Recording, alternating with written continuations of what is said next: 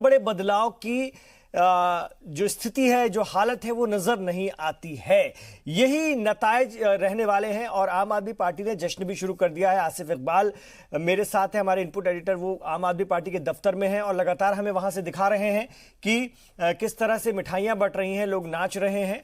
और दिल्ली ने अपना फैसला सुना दिया है। एक बार फिर दिल्ली में आम आदमी पार्टी की सरकार, और ये कहीं ना कहीं हैट्रिक बनने जा रही है आम आदमी पार्टी की। अरविंद केजरीवाल तीसरी बार दिल्ली के वजीर आला का ओहदा संभालने वाले हैं। शीला दीक्षित के बाद वो एकमात्र ऐसे सीएम बनने जा रहे हैं जो कि दिल्ली में तीसरी बार दिल्ली की गद्दी संभालने जा रहे हैं। और सीधे तौर पर आम आदमी पार्टी का कहना है कि ये उसके काम की वजह से मिला हुआ वोट है। हालांकि भारतीय जनता पार्टी का इल्जाम है कि जो फ्री का वादा था या फ्री जिस तरह से लोगों को दिया जा रहा है दिल्ली में, कहीं ना कहीं लोग उसकी तरफ रागिब हुए हैं। हालांकि भारतीय जनता पार्टी ने खुद अपने इलेक्शन मैनिफेस्टो में दिल्ली के फ्री की चीजों को बरकरार रखने की बात कही थी, लेकिन दिल्ली ने अपना फैसला आम आदमी पार्टी के लिए दिया है। पंजाब आम आदमी पार्टी के लीडर हरपाल चीमा ने रुझानों में आम आदमी पार्टी की बढ़त को तरक्की की जीत बताया है। उन्होंने कहा कि आवाम ने आम आदमी पार्टी के 5 सालों के काम पर मुहर लगा दी और नफरत फैलाने वालों को जवाब दिया है।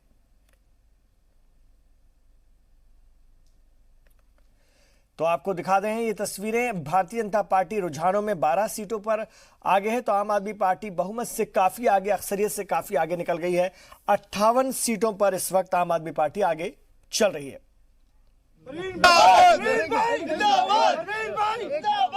मैम, क्या कहना चाहेंगे इतने अच्छे एक रिजल्ट जो आया है अभी जी, क्या आपका शेयर करना चाहेंगे अनुभव? सबसे पहले तो आई फील वेरी ब्लेस्ड और थैंक्स बोलना चाहूँगी सभी लोगों को, और ख़ासतौर से जंगपुरा की जो हमारी जनता है उनको।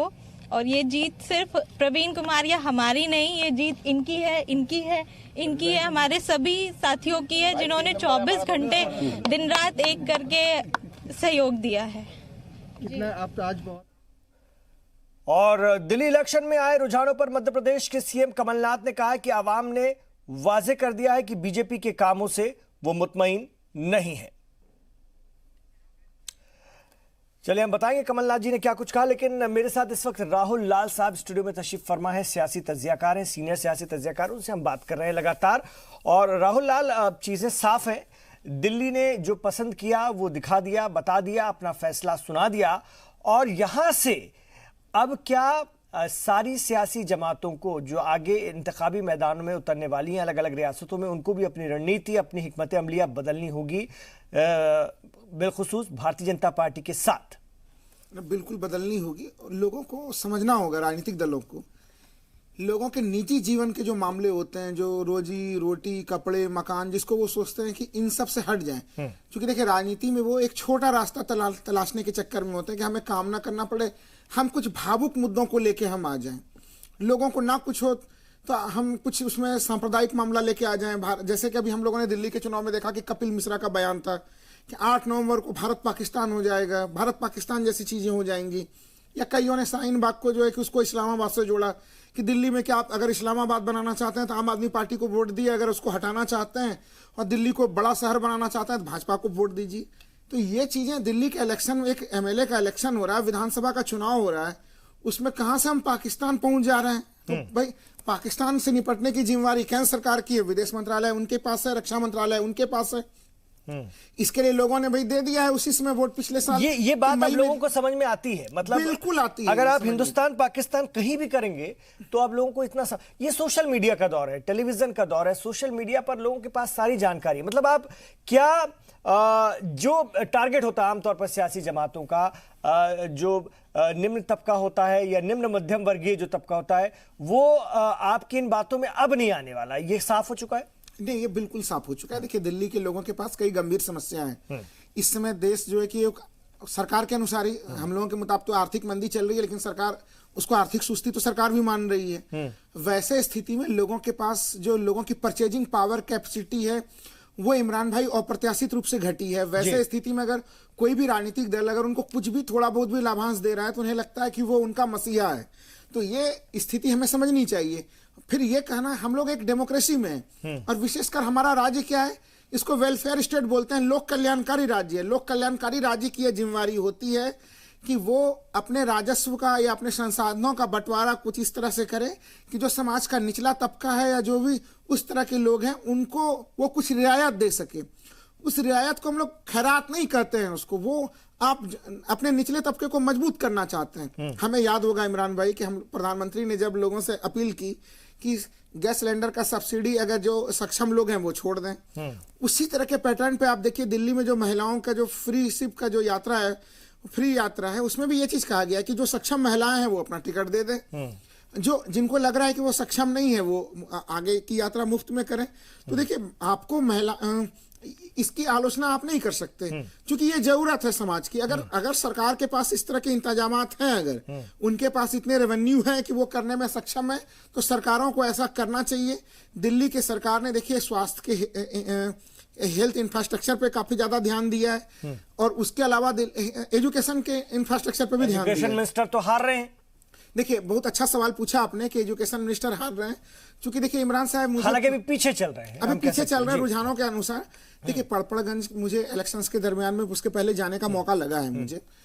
पड़पड़गंज के लोगों की जो शिकायत है बड़ी वाजिब किस्म की शिकायत है उनकी। उनका कहना है कि पहले मनीष सिसोदिया जी से जिस तरह से वो आसानी से मिल लेते थे, अपनी समस्या को रख देते थे, वो धीरे धीरे वो कठिन होता जा रहा था। क्योंकि देखिए वहां पे जब वो जीते तो जीतने के बाद जब उनके ऊपर उप मुख्यमंत्री की जिम्मेवारी तमाम तरह की चीजें आई तो हमें लग रहा है कि संभवतः उनके अपने ही क्षेत्र से कहीं न कहीं उनकी दूरी बनी और ये चीज उनके अपने क्षेत्र के लोगों को दुख लग रहा है कि हम अपने विधायक के पास वैसे नहीं पहुंच पा रहे हैं जैसे हम पहले पहुंच जाया करते थे। ये शिकायत मुझे कई लोगों ने वहां पे फील्ड में दर्ज कराई थी जब लोगों से मैं बातचीत कर रहा था कि ठीक है वो बहुत अच्छा काम कर रहे हैं दिल्ली में, लेकिन दिल्ली के उप मुख्यमंत्री होने के नाते के अलावा वो हमारे क्षेत्र के विधायक हैं। तो ये एक समस्या आती है इमरान भाई कि जब आप पूरे क्षेत्र में ध्यान देते हैं तो नेताओं के लिए एक आवश्यक चीज है कि आप संतुलन बनाएं। आपको एक संतुलन बना के रखना पड़ेगा। इस चीज में देखिए मैं प्रधानमंत्री का दाद देता हूं कि वो भले ही प्रधानमंत्री हैं लेकिन बनारस के सांसद की भूमिका का निर्वहन भी वो करते रहते हैं। वो बीच बीच में वहां जाते रहते हैं और एक तरह से उन्होंने एक सिस्टम डेवलप किया है वहां पे कि जिस आधार पे वो काम काज कर सकें। तो इस तरह का चीज बाकी नेताओं को भी करना पड़ेगा कि अगर आपके पास एक बड़ी जिम्मेवारी आती है तो आप किस तरह से उन चीजों को निपट सकते हैं। तो ये सब कुछ चीजें हैं जो नाराजगी के कारण मैं पहले से जान रहा था कि पड़पड़गंज में काफी कांटे का टक्कर होने वाला है और वो मुझे बिल्कुल दिख भी रहा है। वो अब चूंकि रुझान है तो अभी हम लोग ये नहीं कह सकते कि वो जीत ही रहे हैं कि हार ही रहे, तो उसके ऊपर टिप्पणी करना तो अभी सही नहीं होगा, लेकिन ये हमें मानना पड़ेगा हम लोगों को। देखिए भारतीय जनता पार्टी किस चीज का इमरान जी प्रचार कर रही थी, वो आयुष्मान भारत का प्रचार कर रही थी कि हम आयुष्मान भारत लेके आए हैं। अब आप देखिए इस समय देश का जो हेल्थ इंफ्रास्ट्रक्चर है इस समय WHO के अनुसार, विश्व स्वास्थ्य संगठन के अनुसार 1000 की आबादी पे एक डॉक्टर होना चाहिए। भारत में इमरान साहब 12000 की आबादी पे एक डॉक्टर है। इस समय भारत के सरकारी और प्राइवेट सारे सेक्टर के डॉक्टरों की संख्या जोड़ देंगे तो वो संख्या जाती है 10 लाख के आसपास। हमें इमीडिएट 7 लाख डॉक्टरों की और जरूरत है। अच्छा इस समय हमारे पास मेडिकल कॉलेज कितने हैं इमरान भाई? अगर स्वास्थ्य मंत्रालय के आंकड़े को देखें 502 मेडिकल कॉलेज हैं इस समय हमारे पास। सरकार का निर्णय ये है कि वो जब हम लोग 75वां वर्षगांठ मनाएंगे तो हमारे मेडिकल कॉलेज उस समय 75 और मेडिकल कॉलेज बन जाएंगे। उसको जोड़ भी देते हैं तो हमारे पास 577 मेडिकल कॉलेज होंगे। लेकिन हमारे देश को जरूरत है इस समय जो डॉक्टरों की कमी उसको पूरा करने के लिए 1200 मेडिकल कॉलेजेस की जरूरत है। अगर इसी बजट में हेल्थ पे सरकार ने जो खर्च कर रही है सरकार, वो 1.4% अपने GDP का खर्च कर रही है। मैं कह रहा हूं कि देश में स्वास्थ्य का इंफ्रास्ट्रक्चर बहुत कमजोर हालत में है इमरान जी। ऐसे में आप उस समस्या का समाधान इंश्योरेंस के द्वारा नहीं कर सकते हैं। आप लोगों के पॉकेट में 5 लाख डाल भी दीजिएगा तो वो कहीं न कहीं इधर उधर खर्च हो जाएंगे लोग, चूंकि आपके पास ना तो स्वास्थ्य कर्मियों की संख्या में भी 30 लाख की कमी है। तो सरकार को चाहिए कि इंश्योरेंस तो ठीक है, अच्छी बात है, लेकिन अपना जो GDP का खर्च है गवर्नमेंट जो 1.4% खर्च कर रही है वो 6% पे करें। आप आयुष्मान जैसे योजनाओं को लेके लाके लोगों को जो प्रयास करते हैं बताने का कि हमने हेल्थ के सारे समस्याओं का समाधान कर दिया है, वो नहीं है। तो देखिए दिल्ली के लोगों की स्थिति क्या है इमरान जी की यहाँ पे देश भर के अलग अलग क्षेत्रों से लोग आए हुए हैं। तो ये तुलना करने में सक्षम है कि हमारे दिल्ली का हेल्थ इंफ्रास्ट्रक्चर कैसा है और बगल में उत्तर प्रदेश का हेल्थ इंफ्रास्ट्रक्चर कैसा है। जब आप कह रहे हैं कि दिल्ली में जो है कि बिजली के दर क्या है, तो यहाँ के लोग इसमें भी सक्षम है कि बगल के जो पड़ोसी राज्य हैं उत्तर प्रदेश, वहां के लोगों को बिजली का कितना भुगतान करना पड़ रहा है और यहाँ के लोगों को कितना भुगतान करना पड़ रहा है। तो इस तरह से बेवकूफ बनाने का काम नहीं कर सकते। एक बहुत बड़ा सा मुद्दा जिसके ऊपर मैं पुनः ध्यान आकर्षण कराऊंगा, भारतीय जनता पार्टी ने लगातार कहा कि हमें डबल इंजन की सरकार हम देंगे, आप केंद्र में भी हम लोग हैं, राज्य में भी हम लोग होंगे, दिल्ली का विकास काफी ज्यादा होगा। लेकिन अब हम लोग देख रहे हैं ये डबल इंजन का कहानी जो है कि वो झारखंड में भी सुनाया जा रहा था। अब जनता का धीरे धीरे इस डबल इंजन के कॉन्सेप्ट से विश्वास हट रहा है। भारतीय जनता पार्टी अगर भविष्य में इस प्रचार को करती है कि हम डबल इंजन की सरकार हमको बनाने का मौका दीजिए, तो उन्हें यह प्रमाणित करने पड़ेंगे कि उनके जहां जहां पे भी डबल इंजन की सरकार रही वहां पे उन्होंने अन्य गैर भाजपा प्रशासित राज्यों से क्या अलग और नई बड़ी उपलब्धियां हासिल कर ली। आप ऐसा कोई उदाहरण नहीं दे पाते हैं और आप कहते हैं कि हम डबल इंजन की सरकार ला रहे हैं। अभी हम लोग देख रहे थे आपके आने से पहले ही जो भारतीय जनता पार्टी के सांसद हैं परवेश वर्मा जी, वो एक नया बयान दे रहे थे कि दिल्ली की जनता को आम आदमी पार्टी ने बेवकूफ बना दिया। अब देखिए हम लोग अभी भी स्क्रीन पे देख रहे हैं इमरान जी, तो 58 और 12 का आंकड़ा है लगभग और इस समय अब 2 बजने वाले हैं, तो अब इतना तो तय है कि ये आंकड़े बहुत ज्यादा बदलने वाले नहीं हैं। ऐसे में दिल्ली की जनता को बेवकूफ कहना, ये भारतीय जनता पार्टी को इस तरह के रवैये से भी बचना चाहिए। लोकतंत्र है, लोकतंत्र में जनता जनार्दन होती है, आप उसको इस तरह से आप उसका मजाक नहीं उड़ा सकते। इस तरह के चीजों से आप बचिए। हमें उम्मीद है कि भारतीय जनता पार्टी के जो दूसरे वरिष्ठ नेता होंगे उन्होंने परवेश वर्मा जी को समझा दिया होगा कि इस तरह के गैर जिम्मेदार बयान देंगे तो आगे के चुनाव में भी नुकसान होगा। क्योंकि अभी तो बीजेपी हिमायती तो अब ये कह रहे हैं कि अगर कांग्रेस अच्छा करती है, कांग्रेस ने सरेंडर कर दिया एक तरह से कुर्बानी दे दी, अगर कांग्रेस अच्छा करती तो भारतीय जनता पार्टी की जीत को कोई नहीं रोक सकता था। मतलब अगर कांग्रेस का काम बेहतर होता या कांग्रेस में वोट ट्रांसफर वो हो जाता जो कि कांग्रेस को लग रहा था, तो भारतीय जनता पार्टी निकाल लेती। ये हालात है। नहीं देखिए, मैं इस व्याख्या से सहमत हूं, ऐसा नहीं कि मैं इससे सहमत नहीं हूं। क्योंकि पिछले लोकसभा चुनाव में हम लोग देखते हैं तो कांग्रेस का वोट शेयर 28% जैसे आता है, आम आदमी पार्टी तीसरे नंबर की पार्टी बन जाती है। क्योंकि कांग्रेस और आम आदमी पार्टी दोनों के वोटर काफी हद तक क्या है, दोनों के बराबर ही एक ही ग्रुप है जो इधर से उधर होते हैं। ऐसे में मुझे भी ये लगता है कि कहीं कांग्रेस ने एक रणनीति बनाई जानबूझ के, कि एक तरह से पर्दे के पीछे की रणनीति आप कह सकते हैं। सॉरी, उस रणनीति के तहत एक मुख्य कारण क्या हो सकता है इमरान जी, कि कांग्रेस अपने आप को पीछे हटा ले। कांग्रेस के कैंपेन में भी इमरान जी ये दिखता है कि उन्होंने कैंपेन ज्यादा मजबूती ढंग से नहीं किया। उनके चुनाव प्रचार हम लोग को नजर नहीं आए। तो एक तरह से उनका ये प्रयास हो सकता है कि भाजपा को अगर किसी भी कीमत पे हराना है हमें, तो ऐसे स्थिति में अगर हम यहाँ पे मजबूत उपस्थिति दर्ज कराएंगे तो फिर बीजेपी जीत जाएगी। इसलिए भारतीय जनता पार्टी को अब और सावधान होने की जरूरत है कि अगर विपक्षी पार्टियां इस तरह के अगर चक्रव्यूह बना रही हैं, बिल्कुल तगड़ा चक्रव्यूह बना रही हैं अगर उनको घेरने के लिए, तो फिर ये चीजें आगे बिहार के इलेक्शन में भी दिखेंगी, ये पश्चिम बंगाल के इलेक्शन में भी दिखेंगी, और ये क्रम चलेगा अभी। तो इसलिए उनको समझने की जरूरत है कि वो अगला कदम कैसे उठाएं। और मेरा उनको सामान्य सुझाव यही होगा, आप जनता के मुद्दों के साथ खड़े रहे, आप अनावश्यक ही जबरन ही। कपिल मिश्रा कुछ कह रहे हैं, भारतीय जनता पार्टी के लीडर है कि आज जीतने वालों का दिन है, उनको बधाई देने का दिन है। और भारतीय जनता पार्टी के सभी कार्यकर्ता जिन्होंने पूरे उत्साह के साथ और पूरे जोश के साथ दिल्ली में काम किया है, दिल्ली के घर घर तक पहुंचे हैं, मोदी जी की और अमित शाह जी के जो संदेश था उसको पहुंचाने की कोशिश की है, मेरे को लगता है उन सबका आभार करने का दिन है।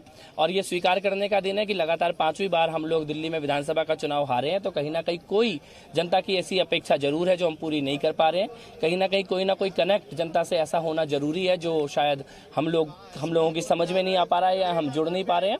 तो उसको आने वाले दिनों में जरूर रिव्यू करेंगे। लेकिन आज अरविंद केजरीवाल जी को, आम आदमी पार्टी को, सभी विजयी प्रत्याशियों को बहुत बहुत बधाई और भाजपा के सभी कार्यकर्ताओं का हृदय से आभार। तो कपिल मिश्रा जिन्होंने कहा था कि 8 तारीख की वोटिंग इंडिया पाकिस्तान का मैच होने जा रहा है, ये वोटिंग नहीं है, इंडिया पाकिस्तान की बात उन्होंने की थी। राहुल जी, योगी आदित्यनाथ आए दिल्ली में, ये कपिल मिश्रा जो इस वक्त अब बधाइयां दे रहे हैं, हारने वालों का नहीं जीतने वालों का दिन है बता रहे हैं, उनकी बातें, चाहे योगी आदित्यनाथ की बातें या फिर दर्जनों, क्या मतलब सैकड़ों की तादाद में मेंबर पार्लियामेंट जो प्रचार में लगे हुए थे, जी 200 की तादाद में, उनकी बातें और इस तरह की बातें, ये दिल्ली का मिजाज नहीं। मेरे साथ अभी पिछले दिनों राकेश कपूर साहब आए थे, सीनियर सहाफ़ी हैं, हमारे प्रोग्राम में हमारा चर्चा कर रहे थे हम लोग। तो उन्होंने भी ये कहा था कि वो काफ़ी सीनियर शख्सियत हैं, उन्होंने कहा कि दिल्ली का बेसिकली नेचर, मूड ये लोग समझ नहीं पा रहे हैं, इनको एहसास नहीं, दिल्ली है ही नहीं इस नेचर की। बाहर से आकर लोग जो आए हैं वो आए ही इसलिए हैं कि वहां पर वो हालात नहीं थे, इसलिए उन्हें अपने घरों से निकलना पड़ा। वो यहां आकर वही चीज नहीं बनाना चाहते, वही उत्तर प्रदेश, वही बिहार, वही मध्य प्रदेश, वही छत्तीसगढ़ या वही राजस्थान नहीं बनाना चाहते। नहीं, बिल्कुल सही कह रहे हैं वो। चूंकि ये देखिए, यहाँ पे अधिकांश लोग जो आए हैं वो प्रवासी हैं, वो रोजी रोटी के तलाश में दिल्ली आए हैं वो। और अगर दिल्ली में भी वही चीजें हो जाएं कि अब यहाँ पे देखिए कितना हास्यास्पद था कि योगी जी कह रहे थे कि आप वोट बीजेपी को दीजिए, दिल्ली के हॉस्पिटल्स को हम उत्तर प्रदेश की तरह बना देंगे, दिल्ली के स्कूलों को उत्तर प्रदेश की तरह बना देंगे। जबकि इमरान साहब, हम लोगों ने देखा है कि उत्तर प्रदेश के स्कूलों की कितनी बुरी हालत है और प्रशासन किस तरह से निपटता है। जब एक पत्रकार ही जो है कि मिड डे मील के धांधली से संबंधित वीडियो बना रहे थे तो उनको जिला प्रशासन ने गिरफ्तार कर लिया था। तो वहाँ पे हेल्थ और स्वास्थ्य के जो इंफ्रास्ट्रक्चर हैं और स्वास्थ्य और जो शिक्षा का जो इंफ्रास्ट्रक्चर वो काफ़ी कमजोर है अन्य राज्यों के तुलना में, वो दिल्ली में काफ़ी मजबूत है। देखिए, हम लोग चाहे आम आदमी पार्टी की जितनी भी आलोचना कर लें, आप किसी भी कारण से अगर कोई हाल फिलहाल के समय में दिल्ली के हॉस्पिटल्स में गए हैं अगर हम लोग, तो दिल्ली के हॉस्पिटल्स वही हैं, उन्होंने नए हॉस्पिटल नहीं बनाए। ये आरोप सही है भारतीय जनता पार्टी का, लेकिन कम से कम पुराने हॉस्पिटल के इफिशियंसी में वृद्धि की है। ये एक सच्चाई का चीज़। आप वहाँ जाएंगे तो आप, पहले हम लोग वहाँ पे बिल्कुल हॉस्पिटल का मतलब होता था कि बिल्कुल दुर्गंध और बदबू से भरा हुआ हॉस्पिटल।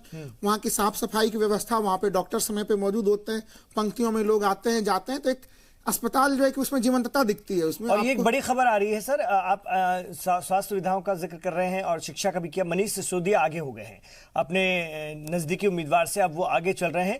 500-600 वोटों का फर्क आ रहा था, लेकिन वो कवर हो गया है।